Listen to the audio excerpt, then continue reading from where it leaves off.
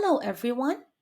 Let's label together the structures of the femur on the blank figure. The femur is a long bone in shape.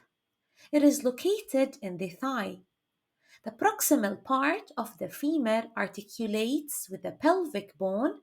This forms the hip joint, whereas the distal part of the femur articulates with the patella, the kneecap, and with the tibia. Starting with this figure right here, which is the anterior aspect. First, this is the head of the femur. On the head of the femur, we have the fovea capitis. This right here is the neck of the femur. This small projection is the lesser trochanter. Don't confuse the lesser tubercle, which is part of the humerus, the bone in your arm, with the lesser trochanter, which is part of the femur, the bone in your thigh. Anteriorly, we have the intertrochanteric line. It is a smooth line on the anterior surface of the bone. This is right here is the adductor tubercle. This is the patellar surface. So the kneecap, which is the patella, it articulates with the femur at the patellar surface.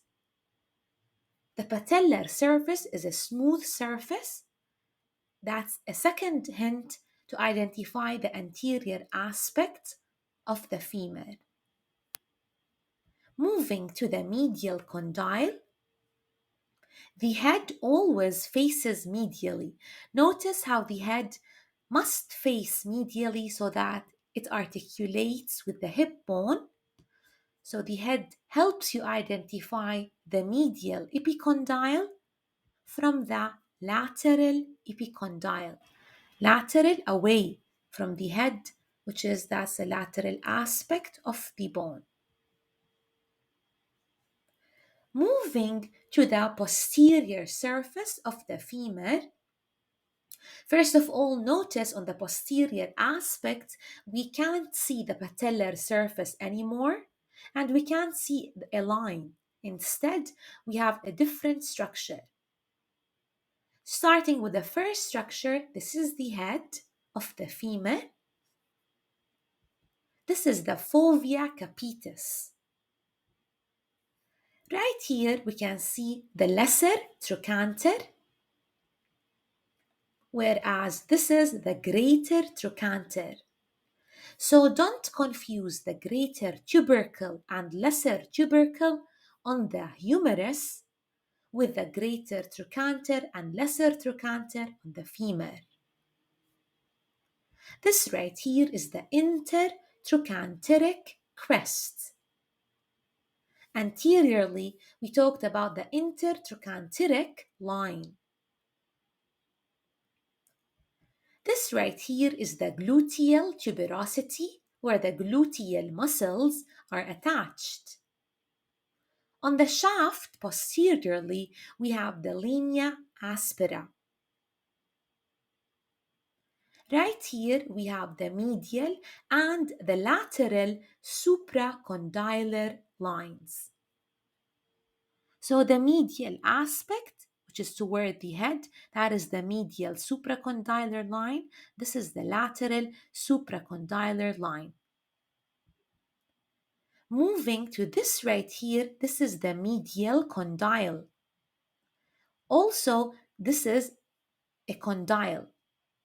So that is the medial condyle. The head helps you identify the medial aspect. That is the medial condyle. This is the adductor tubercle, which is on the medial aspect, where the adductor muscles are attached.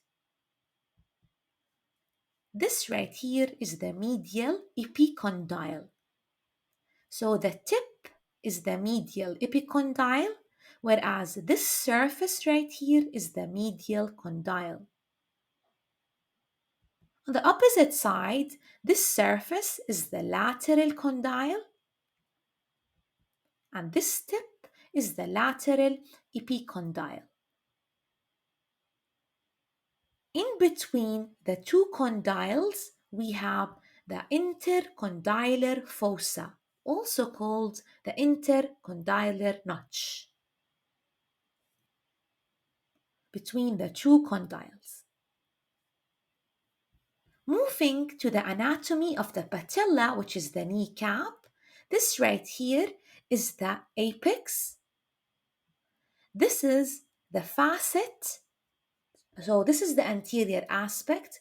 This right here is the posterior aspect, which articulates with the patellar surface on the humerus. You have two facets on the posterior aspect. This is a facet for medial condyle of the femur. Notice the difference in size between this facet and this facet right here. Whereas this is the facet for the lateral condyle of femur. Right here, this is the surface for the patellar ligament. I hope you found the video helpful. Check out my next video on the anatomy of the tibia and the fibula.